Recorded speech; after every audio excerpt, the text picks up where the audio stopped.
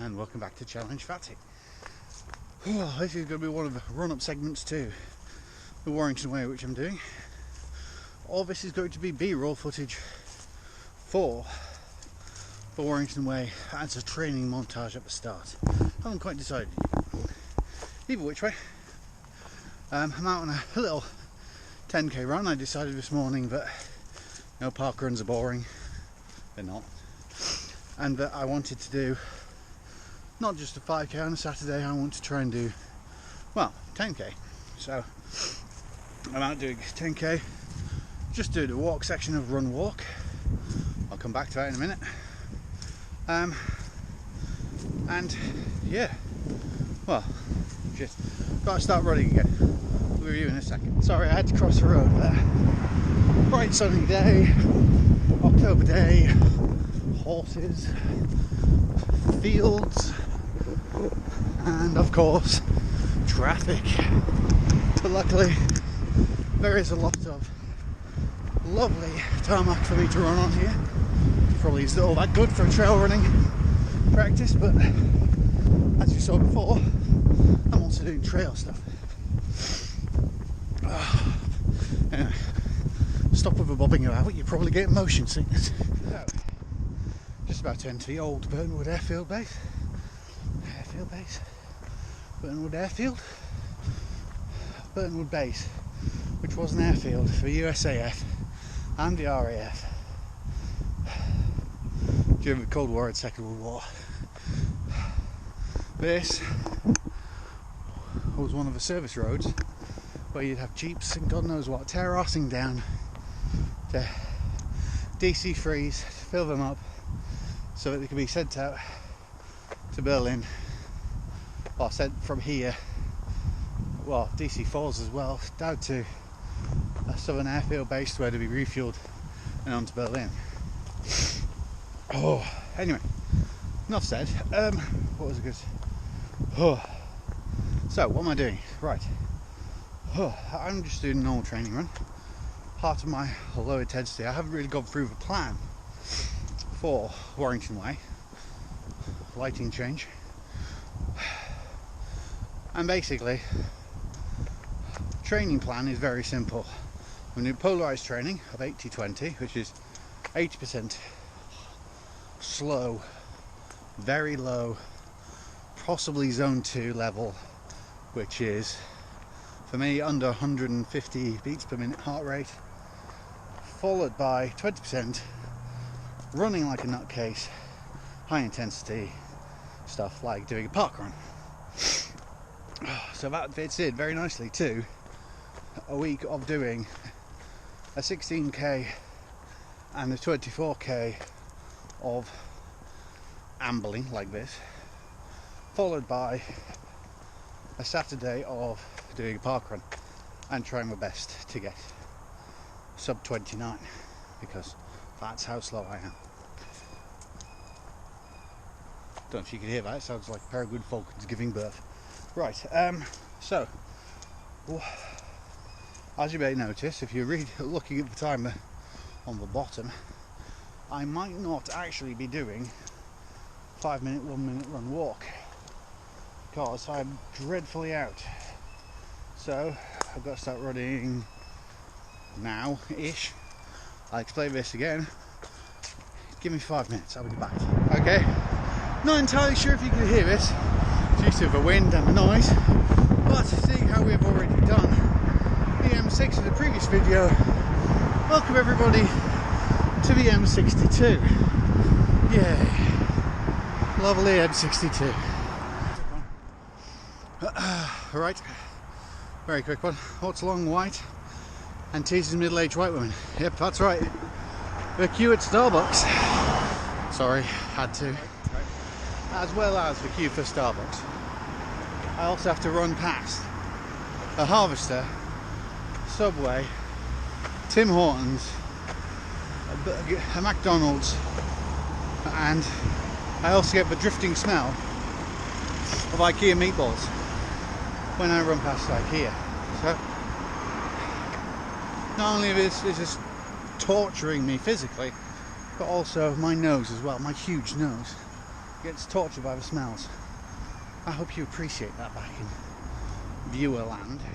Now, as promised, kind of, it's now time for the amazingly, knicker-wettingly amazing underside of the M62. Yes, GoPro's automatic settings are probably having an absolute field day. I have a mixture of light down here. You probably can't even see me. Oh. But, yes, this is the underside of the M62. I promised to tell you something, hadn't I? Oh yeah, run walk. Why the hell do I do run walk? What is run walk? Why do I keep saying run walk? Well, it is literally as simple as the name suggests. And I think I'm lost. Am I lost? Yes, I'm lost. Right. Bear with. So, right, okay. Run walk. What is run walk? Run walk is, instead of running constantly for your 5k, 10k, half marathon, marathon, ultra marathon, giga marathon, whatever the fuck. Sorry, I've been told not to swear as much. Whatever your running distance, the idea of run walk is that you run part of it. I meant walk part of it. Not you run 9k of your 10k and then you walk the last k.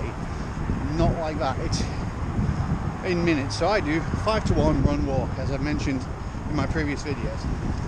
So that means 5 minutes of me running, followed by 1 minute of me staggering out of breath, allegedly walking. So yeah, that's it. That's how simple it is. Why do I do it? It's a thing which a guy called Jeff came up with. And I'm sorry, Jeff, I've completely and utterly blanked on your surname, but it's nicknamed Jeffy. So that's how I remember his name. His name is Jeff. So basically, it reduces, not eliminates, reduces the risk of injury to your ankles, legs, and helps you build up stamina in a more controlled and safe environment. A bit like having a safe word when you and your missus or husband, or it's ham and open church. Whenever you and your partner are and you have a safe word, well, that's like the walk section. Except at 5 minutes in, I don't scream bananas through a ball gag. Don't know if that'll make the edit. Anyway, sadly, my Garmin, which has been my lucky companion for so long, has died. I'm now back on with this one which I bought from Decathlon for a grand total of £7.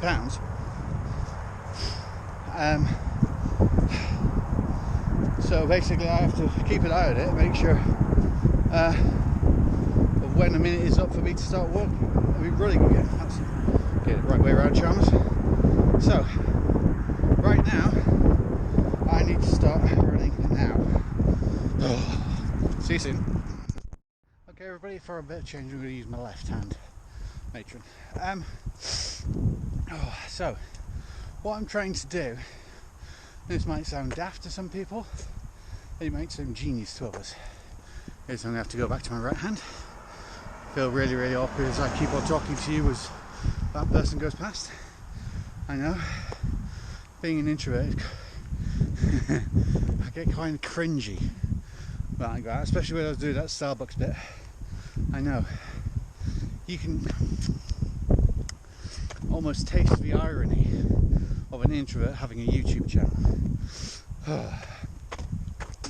That was a fly. Doesn't taste quite like irony. I was going to say, yeah, I've tried to do in all these training runs part of or some of either the trail, which I'll be doing during Warrington Way, something, a technical aspect like running in the rain, running in the wind, the cold, trying out a different kit. Each one of these each one of these I try to do during my training stuff, so it's not a shock on race day, and I know I can do it. So that means running with fully weighted vest, because, well, I need to know if I can actually do that and it's not going to kill me. As I said, I'll be running in the dark at some point, running in the rain at some point, and running in the cold. Currently in the wind, as you might be able to hear. So yeah, all the training runs aren't just me putting in mileage for the sake of putting in mileage. They're also me testing out certain points of my preparation. Yeah, so let's see what we've gone through so far. We've gone through why I'm doing this, what I'm doing this, what the hell is run walk, and yeah, basically it's been yet another slow, boring mileage accumulation run, because how do I put this? I respect everybody who goes out and does the videos you see on YouTube of I ran a marathon with no training, or I did an ultramarathon on 2 days training, or things like that. Wind. Well, the thing is, oh, cringe line. Wait a second. So try and get the sunlight right. So yes, I perfectly and wholeheartedly respect anybody who does the whole I did a marathon on no training, or I did an ultramarathon on no training, or I did a road across the desert with no training, or I decided to try bench press 200 kilos with no training. I respect that. I mean, it's fucking stupid, excuse my language. Sorry, I said I wouldn't swear. I believe it's kind of silly to do that. You put yourself at a lot of risk of injury. But I don't want to injure myself, because I want to keep on doing dumb shit so you don't have to. That's going to be the new tagline, isn't it? Dumb shit so you don't have to. Yeah, so to make sure that I'm not injured because of this, I'm choosing to do some training. Now, yeah, not massive amounts of training, nowhere near the distances I should be doing, but I'm doing some training, so my body is kind of used to at least running for a couple of hours at a time. Speaking of which, I need to start running again. Sorry for the camera tilt there. My Garmin die. Well, I had my Garmin for a number of years. It's been through everything with me. It was my faithful little running buddy and cycling buddy, and it recorded everything from a bike challenge to me riding across the country. And I miss it. Unfortunately, I forgot to take it off when I was working on a car at work, and yeah, it stopped working. Quite spectacularly stopped working. To the point where I decided to keep on flashing up lights and stuff, because I think I broke a button, and basically had the button constantly pressed in. Sadly, because I'd had it for years, it was out of warranty, and it was an obsolete version, so I'm now going to have to buy a new one. Garmin, if you're listening, all of 5 subscribers here, one of those 5 might actually buy one if you send me one. Anyway, also GoPro, if you're listening, if you feel like your footage here is being underrepresented by the fact that I don't have ultra smooth, or whatever the latest version is on the GoPro Black 11. Yeah, it's the 11. Whichever the current version it is, depending on when you're watching this. I'm happy to do a review for free in return for the use of said device. In fact, anybody who's willing to give me running kit for relatively free in return for a review, I will gladly do that. Right. Anyway, I've got to start running again. See you in a minute. Another day, another run. Well, literally the next day, the next run. This is a Sunday long run, which is a bit longer, hence the name. What was I going to say? Yeah, so one of the things I didn't discuss is the fact of intensity. I mentioned the 80-20 split and all that lot, but today I'm doing again, one of the things where I test out something which I'm going to have to do during the run. Today I'm going to be checking if I can run on tired legs. Now in my training plan, which I'll flash up on screen, I don't actually do semi-long runs back to back. Most of the time it's a park run on Saturday and then a Sunday long run. But the thing is, well, as I said yesterday, I wanted to try just slightly longer run Saturday and then this run Sunday, which is going to be my longest run ever, TM. I wanted to do it on semi-tired legs to see if I could wake my legs back up, what kind of screams at me. I'm far enough away from the actual event, but if I do tear something, nickel something, just generally get a small injury, I could repair it in time. But also I'm going to be taking it very careful, as if I would during the race, to make sure I make it to the end. And yeah, so catch you in 5 minutes, because obviously 5 to 1 run walk, get going. I did spend most of last night eating constantly to try and get the glycogen levels back up in my blood and my muscles after running 10k. Now 10k to some of you won't sound like very far. To be honest, it is to me. And yesterday you'll have seen me sweating quite badly and doing this 20 something right today. Oh, Jesus Christ. Right, just to give you an idea of what I've tried to get through. 24k for me is actually a very long way. It is not the longest I've ever ran. As you can see, I'm during a run walk, but because it's so shit on the ground, underfoot even, I'm doing a bit more walking. This is another reason why I'm doing this recce. Instead of doing, I don't know, 24 k's around a 10 kilometre very simple road route, there's no reason why I couldn't come out and do the actual route and see how bad the trail gets after rain. And there has been quite a lot of rain recently, hence why massive puddles. Anyway, as much as I'd love to stay here chatting, I do actually have to start running again over there.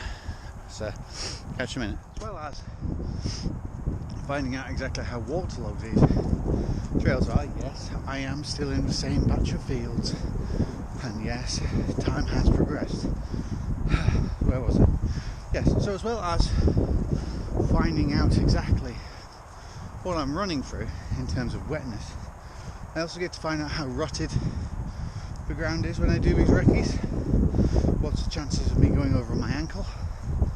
Whether I should be trying to make up time and running a wee bit quicker, whether I should be walking, ta-da, or whether the ground is too slippy and maybe I need a different pair of trainers.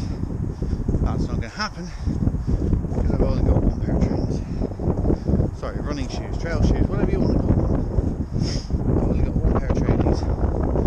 They're what I'm wearing now. They cost a grand total of £39. I might buy another pair of them with my birthday money because, well, frankly, they do my road running, my trail running, my everything running, and they're really, really comfortable. So, rather than go for a different pair of trainers, which I don't know how they're going to react to my feet and how it's going, if it's going to injure me, I'll play to my Achilles because the drop's different. I'm probably going to buy another pair of these. So, I've had an idea. Take you out of the sun. That's another idea. I've had an idea. I might switch to, because training runs are all about trying new things, so you don't do them in a race and there'll be a shock.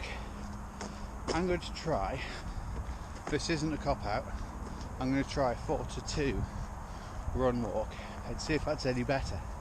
because I'm slightly concerned that if I give 2 minutes, although yes, I have been talking to you occasionally for more than 2 minutes, that I will not be able to restart my legs, for want of a better term. So yeah, I'm going to move to 4 to 2 and see what that does to the pace. It might feel fresher for those 4 minutes and go a wee bit quicker. Whether that counteracts the extra minutes of walking.